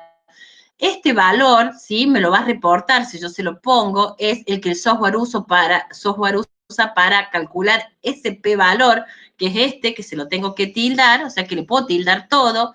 Le pongo qué tipo de prueba tengo, bilateral o unilateral derecha o unilateral izquierda. Le pongo el valor del parámetro según la hipótesis nula, o sea, no me lo tengo que olvidar a este valor. Este es el valor del parámetro según la H sub 0. Y si la prueba es bilateral, puedo completar el análisis pidiéndole un intervalo de confianza. Si la prueba es unilateral derecha o izquierda, tal vez no sea conveniente pedirle el intervalo de confianza porque les va a construir un solo límite del intervalo, ¿sí? Va a construir otra cosa que es la que dijimos que no nos interesa. Nosotros queremos saber siempre un intervalo que tenga un límite inferior y un límite superior, ¿sí? Entonces, veamos los ejemplitos. ¿Qué es lo que yo debo saber o tengo que hacer a la hora de una prueba de hipótesis? Yo voy a tener una consigna, un concepto, en este caso dice que se sospecha que los sueldos de las mujeres es mayor a 500 pesos, cualquiera sea la unidad de medida, obviamente, respecto de varones, debido a la implementación de una política de género. Es decir, se cree que las mujeres ganan 500 pesos, en este ejemplo, o 500 dólares, o 500 lo que sea, pero con una política de género ha habido una mejora en los sueldos de las mujeres y si han mejorado es porque ganan más de 500. ¿Sí? Yo podría haber puesto acá exactamente igual a 500, sí, esta es una cuestión más matemática, pero el 500 está en la hipótesis nula y mayor a 500 es la hipótesis alternativa. Entonces, lo que me dice es que es una prueba lateral derecha o unilateral derecha. Y eso le voy a decir al software. Le voy a decir que es una prueba unilateral derecha. Le voy a decir que la variable de interés es la variable sueldo. En este caso, el código 2 era para mujeres. Hay 54 mujeres. En promedio, de las 54 mujeres ganan 580. Esta es la desviación estándar, o sea, la variabilidad que tiene es 405 pesos en más o en menos en promedio respecto de 580. Y este que aparece acá como P, y entre paréntesis unilateral derecha, es el P-valor que me interesa a mí, ¿sí? El que me permite decidir. Si el P-valor es, fíjense que el alfa lo impusimos nosotros en 0,05. Entonces, si el P-valor es más grande que el alfa, un poquito más grande que el alfa, yo voy a decir que a un nivel de significación del 5%, el sueldo promedio de las mujeres, en este caso eran jefas de hogar en la muestra, no ha aumentado. Si no ha aumentado es porque lo que se sospechaba de que esta política iba a dar mejores resultados no lo ha logrado. ¿Sí? Porque el p-valor, al ser mayor que alfa, yo no rechazo la hipótesis nula. Al no rechazar la hipótesis nula, lo que estoy diciendo es que se sigue manteniendo en 500. ¿Sí? La muestra no me ha dado suficiente evidencia para que yo realmente vea que ganan más de 500. Entonces, planteo las hipótesis, proceso, leo el p-valor y rechazo o no rechazo siempre en términos de la hipótesis nula. ¿Sí? Eso es lo que vamos a hacer siempre en cada prueba de hipótesis. Acá tengo otro donde la prueba es bilateral. Se quiere probar que las horas trabajadas la semana pasada en el grupo de varones es diferente de las 44 horas semanales, que es lo que la ley de contrato de trabajo tiene estipulado, y de nuevo establezco un alfa, el que yo quiera. Entonces, la hipótesis nula dirá que los varones, el promedio de horas trabajadas de los varones, 44, contra una alternativa de que es diferente. No tengo en este ejemplo indicios de que sea mayor o que sea menor. ¿Sí? Voy a ir a info, voy a hacer lo mismo. Fíjense que en la hipótesis nula acá lo pone a 44, el grupo de los varones, la variable acá se llama horas trabajadas. Como era bilateral, le pido el intervalo de confianza porque completo el análisis y lo que más me interesa es ver el p-valor.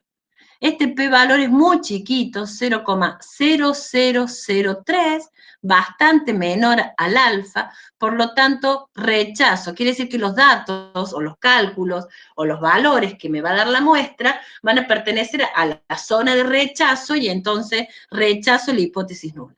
Y digo, a un nivel de significación del 5%, las horas trabajadas por los varones distinto a 44. Con la estimación por intervalo, puedo establecer que es menor, porque fíjense, a un 95% de confianza, los varones trabajan entre 33 y 40 horas, o sea, menor a 44. ¿Sí? Con la prueba de hipótesis, obtuve conclusiones de que es distinto, y con la estimación por intervalos, puedo decir con una determinada confianza, en este caso del 95%, entre qué valores o qué valores, ¿sí?, van a contener el verdadero valor del parámetro. Entre 33 y 40,5 horas es, digamos, el intervalo que contiene el verdadero valor del parámetro. Fíjense entonces cómo la prueba de hipótesis se complementa con la estimación por intervalo. Son dos formas o dos, digamos, técnicas que se utilizan en inferencia, las principales, pero que de alguna manera se complementan. Bien, ahora les voy a contar con este mismo enfoque, así con un ejemplo interpretando el P, cómo podría yo hacer pruebas para comparar las diferencias de dos medias en muestras independientes o en muestras dependientes o dos proporciones y demás, ¿sí? Por un lado, que esto me lo preguntaban bastante en algunos foros o en alguna mensajería, es diferenciar cuándo tengo muestras independientes y cuándo tengo muestras dependientes. Las muestras independientes son cuando de alguna manera provienen de dos poblaciones, cuando la selección de una de esas muestras no está relacionada o no tiene nada que ver con la otra. Por eso es que si yo en un grupo tengo varones y mujeres, puedo considerar que hay dos poblaciones, selecciono varones por un lado y otra muestra de mujeres por el otro. O sea, no dependió la selección de las mujeres de los varones, ni la selección de los varones de lo que haya hecho previamente con las mujeres. Lo mismo pueden ser, por ejemplo, estudiantes de universidades privadas, estudiantes de universidades públicas, o estudiantes secundarios de determinado colegio y estudiantes secundarios de otro colegio. Son muestras independientes. La selección de una de esas muestras no está relacionada, no tiene nada que ver con la selección que yo hago de la otra. Entonces, cuando las muestras son independientes, yo puedo hablar de que tengo una media en la población 1 y una media en la población 2. Quiero un parámetro nuevo que es la resta de estas dos. Si estas dos fuesen iguales, esta diferencia va a dar 0. Si la media de la población 1 es más grande que la media de la población 2, esta resta va a ser mayor que 0. Prueba lateral derecha. Si mu sub 1 es menor que mu sub 2, será una lateral izquierda. O sea, dependerá de la consigna para saber qué tipo de prueba voy a tener que plantear. ¿Y cuál va a ser el estimador, digamos, puntual o sobre la base donde el software va a calcular todo lo que necesita para rechazar o no? Y va a calcular la media de la muestra 1, la media de la muestra 2 y las va a comparar, ¿sí? Entonces, diferencia de medias en la población, diferencia de medias en la muestra. Esto el Info lo hace en inferencia basada en 2 muestras, elige porque es la prueba por la distribución de probabilidad que lo va a hacer, la prueba T, va a abrir una ventana donde me dice que yo seleccione las comparaciones que quiera. En realidad, esto es todos contra todos porque tengo solo 2 grupos. A veces elijo la otra variante cuando yo tengo más de 2 grupos y quiero hacer el 1 versus el resto o el 3 versus el resto. Por lo general, vamos a considerar esta opción casi siempre. La prueba le decimos si es lateral, derecha, izquierda o bilateral. Tiene otras cosas que me puede dar. A mí en realidad lo que más me interesa es no dejar de tildar el valor P. ¿Sí? Por lo general el valor T, que es el que el software usa para calcular el valor P, uno se lo pide siempre. El intervalo de confianza se lo voy a pedir, repito, si es bilateral. Si no es bilateral, no tildo el intervalo de confianza. ¿Sí?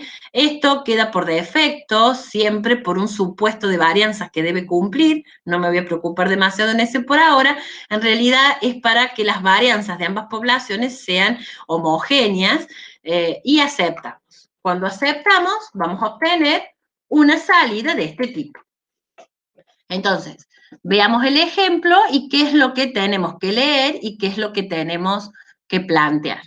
Dice, ante el concepto de que los varones ganan más que las mujeres, se quiere probar si hay diferencias significativas entre los sueldos ganados por varones y por mujeres. ¿Sí? Es una encuesta a hogares, una parte de la EPH esta, y tiene quien contesta la encuesta el jefe de hogar. Por eso habla de jefes varones y jefas mujeres. ¿Sí? Es un concepto dado de esa encuesta. El alfa, 0,10, lo fijamos nosotros. Entonces, si 1 vamos a considerar a los varones y 2 vamos a considerar a las mujeres, esto siempre hay que escribirlo, y si no, es como está definida en la base, ¿sí? Entonces, si yo creo que el concepto es que los varones ganan más que las mujeres, ¿sí? Esto lo voy a plantear en la hipótesis alternativa. ¿Y por qué? Porque en este caso de diferencia de medias, la hipótesis nula siempre tiene que decir que las medias son iguales. O sea, que varones y mujeres ganan lo mismo, aunque nosotros en la concepción o lo que diga un experto ahora sea diferente, porque estas pruebas están construidas para hipótesis nula, en donde las medias o los parámetros cuando se están comparando sean exactamente iguales. Que sean exactamente iguales es que esta diferencia sea igual a 0, ¿sí? Más allá de que acá, como es lateral derecha, esté el menor en la hipótesis nula, esto podría decir mu sub 1 menos mu sub 2 igual a 0, con la alternativa de que varones ganen más que mujeres, por lo tanto la diferencia sea mayor que 0. Para poder hacer esta prueba, se debe cumplir un supuesto, pero esto solamente es para contar, ustedes no tienen que hacer absolutamente nada con esto, simplemente el software internamente dice, bueno, las varianzas de ambas muestras, o sea, de ambas poblaciones en realidad, lo va a hacer comparando en ambas muestras, pero las varianzas de ambas poblaciones son iguales o son distintas. Entonces, como siempre la hipótesis nula plantea igualdad de parámetros, en la hipótesis alternativa la desigualdad, ¿sí? Lo que va a hacer el software es darme 2 p-valores. Uno para la prueba de varianzas, que lo hace implícito, ¿sí? Que en este caso solamente voy a decir que como el p-valor es menor al 0,10, yo rechazo la hipótesis nula, entonces las varianzas no son iguales. Y entonces el software entiende que tiene que calcular cómo corresponde la diferencia de medias. Esto es un poco anecdótico. Si las varianzas son iguales, usa una función, y si las varianzas no lo son, usa otros. Por eso lo presenta y por eso lo da. Nosotros nos vamos a fijar en esta. en la que diga p-valor de la prueba que está acá diciendo que es lateral derecha. Este p-valor es el que voy a comparar con el 0,10 y como es más grande que el 0,10, entonces digo que a un nivel de significación del 10%, la muestra no ha proporcionado suficiente evidencia para rechazar la hipótesis nula.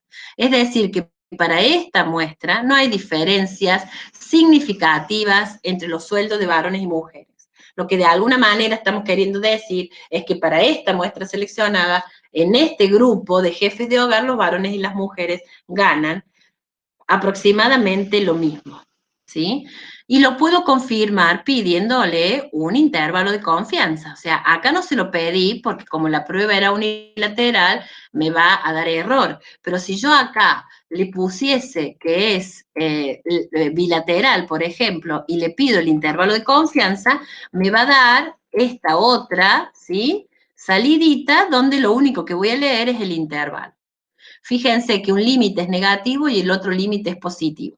Como el intervalo contiene al cero, ese es el indicio de que no hay diferencia entre los sueldos, porque quiere decir que como el cero, sea mu sub 1 menos mu sub 2 igual a cero, es un valor posible en el intervalo, entonces no hay diferencias. Para esta muestra, varones y mujeres ganan aproximadamente lo mismo. Y esto es lo que vamos a mirar cuando hagamos una prueba. Por eso en la actividad que ustedes tienen ahí puesta en la página, está la consigna donde dice, se quiere probar que sea mayor, que sea menor, tiene algo que puede ser un error o no puede, perdón, no, este no tiene errores, sino que ustedes tienen que contestar en función de, bueno, cuál sería la hipótesis que tengo que poner, cómo sería el rechazo, ¿sí? En función de eso, por eso tienen uno como de modelo, simplemente lo que nosotros vamos a ver y no vamos a profundizar más es, planteo las hipótesis y luego con el p-valor rechazo o no rechazo la hipótesis nula. Y eso es bastante importante porque yo puedo detectar diferencia en los rendimientos promedio, diferencias en salarios, diferencias en cualquier tipo de variable numérica que admite el cálculo del promedio para poder comparar este tipo de situación. Bueno, este es otro ejemplo que muy similar al anterior, por ahí yo les pongo algunos grafiquitos porque también se tiene que dar la normalidad. No quiero que esta clase se me haga demasiado larga, por lo tanto les voy a contar lo de las pruebas apareadas, ¿sí? Total, cualquier otra duda que pueda surgir, vamos a seguir contactándolos por el foro. Yo hablé recién de muestras independientes. Una muestra, y la forma más fácil de decirlo es selecciona individuos y no tiene nada que ver con los individuos de la otra población. Pero existen otro tipo de estudio que suele ser útil cuando uno lo que quiere es analizar al mismo conjunto de datos, pero en dos momentos diferentes. Por ejemplo, yo quiero estudiar mi grupo de estudiantes al momento en que comenzaron las clases, tipo diagnóstico, entonces les hago, tomo alguna herramienta, calculo alguna medida, ¿sí? Siempre una medida numérica, y entonces valoro este grupo a modo de diagnóstico. Luego pasa un tiempo, los 2 o 3 primeros meses, luego de ese primer trimestre, enseñamos, repasamos, nivelamos, proponemos algo y queremos ver, ¿sí? Evaluar de alguna manera cómo ha resultado, pero el individuo es el mismo, ¿sí? No son independientes. Yo voy a hacerle la segunda prueba o la segunda medición al mismo individuo que le hice la primera. Es más, ni tiene sentido tal vez que se lo haga a un individuo distinto del primero, porque no tengo el primer elemento de diagnóstico para ver si mejoró, empeoró o las cosas se han mantenido. Bueno, ese es un poco el concepto de muestra apareada o muestras dependientes. Es cuando es el mismo individuo que le hacemos una medición antes o después.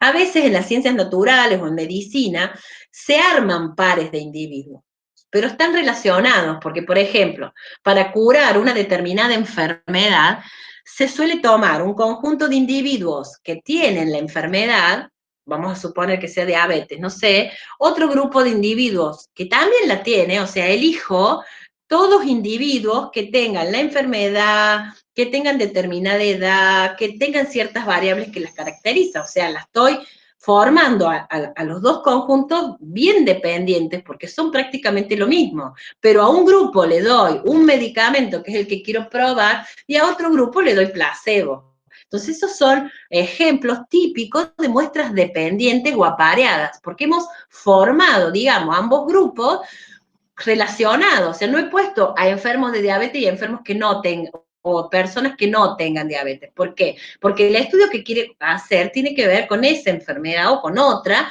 y entonces no tiene sentido que ponga sanos versus enfermos, salvo que tenga otro objetivo, digamos. Pero si es o tiene que ver con el objetivo de buscar algún medicamento o algún tratamiento que mejore o que no haga sentir determinadas cuestiones en un caso o en el otro, yo debo tener todas las personas que tengan esa enfermedad. ¿Y se entiende un poco la diferencia? Sí, sí. Sí. Bien.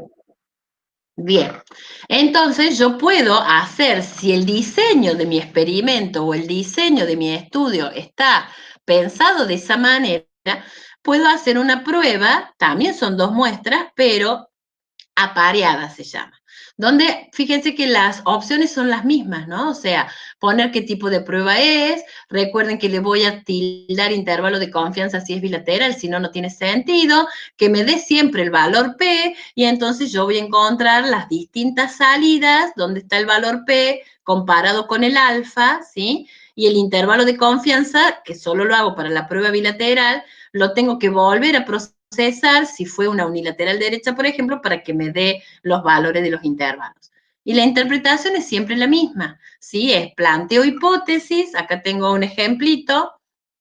Bueno, acá está lo que les estoy diciendo de las muestras apareadas, ¿sí? El software entiende que si le digo que es una muestra apareada es porque hay un antes y un después, o hay un par relacionado, entonces es como que trabaja con una variable nueva, que es la diferencia entre las mediciones, ¿sí? Y cuando yo haga cualquier ejercicio, voy a plantear las hipótesis y voy a ver el p-valor o el intervalo para concluir. Por ejemplo, acá, se implementó una nueva política pública que tenía como objetivo la ampliación de viviendas. Entonces hay una variable ahora que se llama así en esa base hipotética que indica la cantidad de habitaciones que tiene la vivienda luego de implementar la política. O sea, yo tengo los mismos hogares con dos variables que indican cantidad de habitaciones. Una era antes de esta política y la otra es después. Para saber si la política fue exitosa, se supone que es porque han podido hacer más habitaciones y han podido recibir el subsidio, el crédito o lo que sea. ¿Sí? ¿Me iban a preguntar algo? ¿No? Entonces, supongan que el código 1 es antes de la política, o sea, la cantidad de habitaciones que tenía su vivienda. El código 2 es la cantidad de habitaciones después de la política, ¿sí?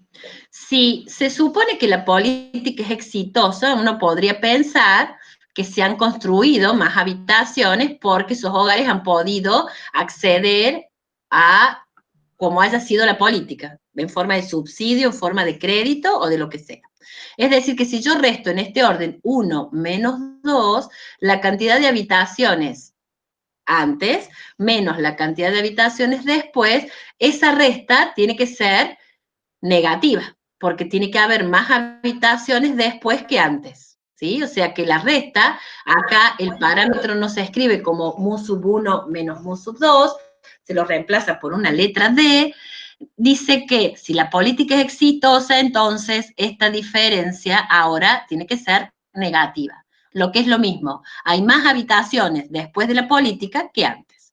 Entonces, la hipótesis nula, que matemáticamente es para abordar o tener todos los valores, se escribe así, me interesa que sea igual a 0.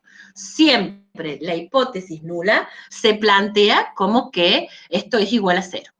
O sea, las diferencias son iguales a 0. Una vez que yo proceso, observen el p-valor.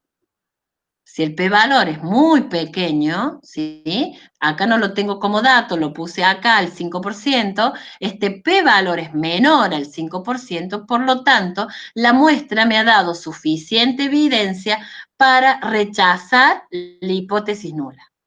Es decir, que en promedio se han construido más habitaciones luego de la aplicación de la política, ¿sí? Es decir, que ha sido exitosa la política.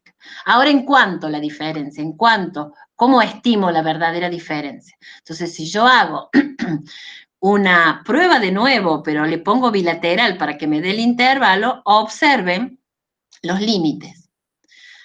Para confirmar la hipótesis nula, los límites tienen que ser del mismo signo, o sea, tengo que descartar que esté el 0 acá, y acá el 0 no está. Va desde menos 1,35 a menos 1,09. Como la variable es cantidad de habitaciones, yo puedo decir que por lo menos en promedio una habitación más se ha agregado como fruto de esta política implementada. ¿Sí? Entonces, hay diferencias significativas, la política fue exitosa, tengo en promedio una habitación más luego de implementar esta política. ¿Sí? Entonces, planteo las hipótesis, proceso, rechazo o no con el p-valor, completo el análisis con una estimación por intervalos, que lo hago con de la misma manera. Bien. Y por último, les voy a contar que puedo hacer lo mismo comparando proporciones, ¿sí? Suelen ser, comparar medias y comparar proporciones, suelen ser lo más común y lo más habitual, lo que uno más necesita. Entonces, en inferencia basada en dos muestras, en diferencia de proporciones, acá no necesito la base de datos, ¿sí? Infostat me despliega un cuadro de diálogo y me dice que yo le ponga estos 4 datos, ¿sí? Que le ponga la cantidad de éxitos en una de las muestras, acá, en éxitos observados, la cantidad de éxitos de la muestra 1 y la cantidad de éxitos de la muestra 2. El tamaño de la muestra 1 y el tamaño de la muestra 2. Le hago clic en calcular y me da el p-valor, ¿sí? Me lo da de esta manera. Este p-valor es el que yo comparo con el alfa para tomar la decisión una vez que planteo las hipótesis. ¿Sí? Entonces, un ejemplito sencillo, creo que es el último, así vamos como cerrando. O sea, de nuevo, planteo hipótesis, proceso, concluyo.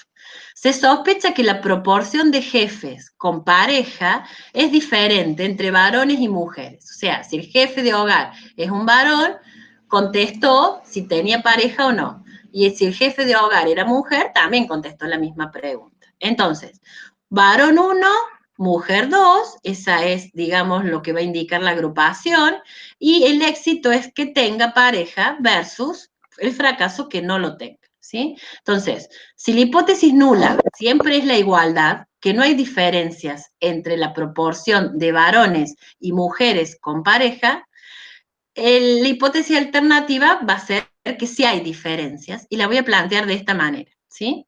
Esta es simplemente la tabla de contingencia de doble entrada, que me dice que hay 54 mujeres, 46 varones, hay 36 con parejas, 64 sin parejas, ¿sí? La tabla de datos que está resumida ahí. Pero yo no necesito los datos, simplemente esta tabla me va a permitir rellenar esto. 46 varones, tamaño de muestra de varones 46. 54 mujeres, 54 mujeres. ¿Cuántos tengo varones y mujeres con pareja? Coincidido, 18 y 18. Pongo 18 y 18. Calculo, fíjense el p-valor que me da. 0,67. Alto, muy alto respecto al 0,05. Por lo tanto, no rechazo la hipótesis nula. Digo, no hay diferencias significativas, ¿sí?, entre la proporción de varones con pareja respecto de la proporción de mujeres con pareja. Si hubiese querido comparar de otra forma otra variable de interés, por ejemplo, en el grupo 1 tengo a todos los jefes con pareja, no me importa el sexo. En el grupo 2, a todos los que no tienen pareja. Y ahora voy a considerar como éxito o como variable de interés que sean asalariados, que estén en relación de dependencia, o sea, versus todos aquellos que están con precariedad laboral, que están desempleados, o sea, que no tengan salario. ¿Sí? Planteo las hipótesis de la misma manera, veo los datos que tengo, vieron que son 100 jefes, sigo con, en este caso, ahora no es varón y mujer, es con y sin pareja, están los totales, lo habíamos visto acá, y luego tengo los que son asalariados y los que no son asalariados, ¿sí? Entonces, completo lo que Infostat me pide. Ahora son 36 con pareja, de esos 36, 20 son asalariados, 64 sin pareja, de esos 64, 50 son asalariados, ¿sí? Calculo, y fíjense que acá el p-valor es más pequeño que el 0,05, por lo tanto, la muestra me ha dado suficiente evidencia para rechazar la hipótesis nula. O sea, hay diferencias significativas entre la proporción de asalariados en los grupos de jefes con y sin pareja. ¿Sí?